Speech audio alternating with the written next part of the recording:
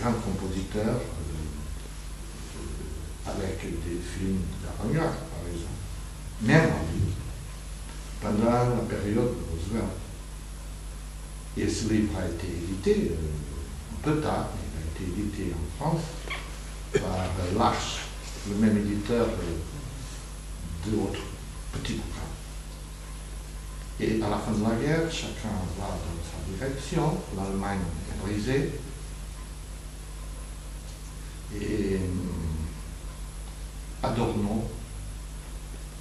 retourne à un moment donné à Francfort. Quand il y a les événements de 67 en Allemagne, avant 68, oui, il est directeur aussi, n'est-ce pas, Adorno. Dans le département de oui. sociologie, je ne sais pas si c'est Francfort ou c'est Londres. Et il y a des étudiants qui coupent. Oui, et qui enlèvent, leur joue. Appelle la police. Adorno appelle la oui. police. Et tout le monde, alors que c'était une chose qui n'était pas en train de... Il a fait une crise cardiaque après. C'est vrai d'ailleurs. Et après il est mort. Il est mort. Pas tout de suite, en interne, 2 semaines après. 3 fois plus grave au niveau de l'humiliation d'un professeur. Ce n'était pas la poubelle, c'était la corbeille. Mais la corbeille, dans la tête, avec un yaram en fer, et on a promené comme les Américains ont fait à Guantanamo avec les Arabes. C'est vrai, on a fait ça? Et il est resté une semaine à la maison. Ricoeur, vous voulez dire? Une semaine. Il avait déjà 57 ans. Oui. Il avait été élu. Il n'avait pas été nommé par le ministère de l'Éducation. Je suis fils de professeur de mathématiques. Et alors, c'était en 69, 70. C'est en 69. Je n'étais pas en 68, c'était déjà... Oui, oui, oui. Et on nous promène dans les couloirs, tout le monde regarde. Je ne sais pas le nom, si on dit proviseur, si on dit recteur. Président. Le président. Président d'université. Président d'université. Et on me promène dans les couloirs. Les autres voient le petit groupe autour de lui, lui avec la corbeille. Mais c'est quand même très humiliant. Bien sûr. Il reste à la maison une semaine, quelques jours, je ne sais pas, et il retourne, il va prendre le petit déjeuner dans le même truc que les professeurs et les étudiants, à 9h du matin, et petit à petit, ça, il y a des gens qui viennent individuellement dire non, on n'est pas d'accord avec vous, mais ça, c'est trop. C'était déjà le chemin de la délinquance. Oui, mais ça, c'était juste l'humiliation finale. C'est-à-dire que pendant toute Il une période, il y avait Daniel Cohn-Bendit qui venait toujours... Non, ça n'a rien à voir avec Cohn-Bendit. Non, ça, je sais. Je ne veux pas nommer les autres. Bien sûr. Il écrit un article pour le Nouvel Observateur. Qui Ricoeur. Ricoeur. En reproduisant l'humiliation.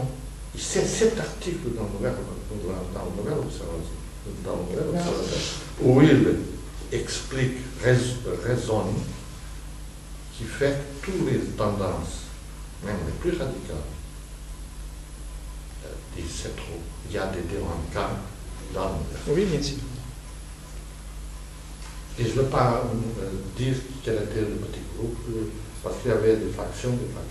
Bien sûr. En 1972, à la cité universitaire, il y avait 4 tendances trotskistes, 2 ou 3 maoïstes. Il y avait le Parti communiste français. Les socialistes existaient individuellement.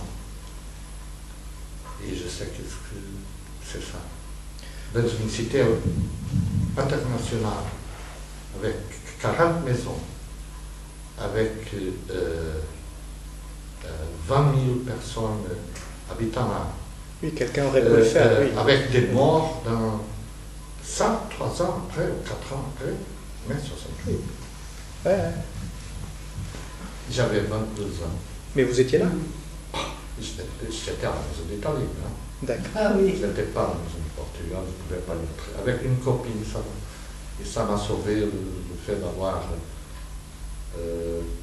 et dans ce moment, 71, 12, 13. D'accord. Donc vous n'étiez pas là au mai 68, c'était un petit peu après.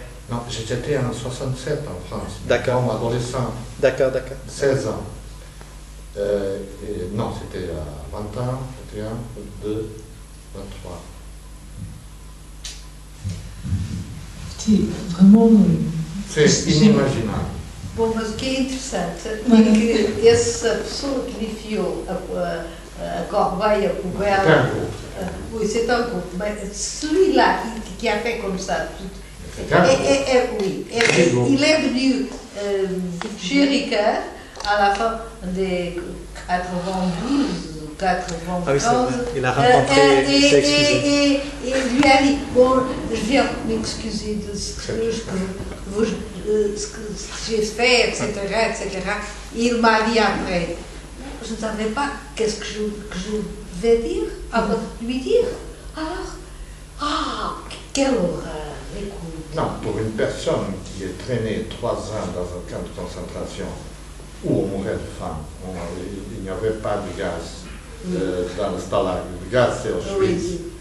Donc, les stalags sont les gens qui sont des prisonniers de guerre, comme les Anglais, les Français, par exemple. Mais ça marque parce que on est dans un camp de concentration. On n'est pas dans un camp d'extermination. C'était la différence. Mais on mourait, il y avait des militaires qui mouraient de faim, de châtiment, de maladie, etc. De punition, d'humiliation. On peut mourir d'humiliation. Même un adversaire, il y avait des consignes pour même un adversaire. On peut le fusiller, mais de santé. Si il est malade, on ne le fusille pas. Ça, contre la peine de mort, moi-même. Oui, moi aussi. C'était vraiment, je crois, une session assez extraordinaire et très touchante. On vous remercie tous de vos témoignages.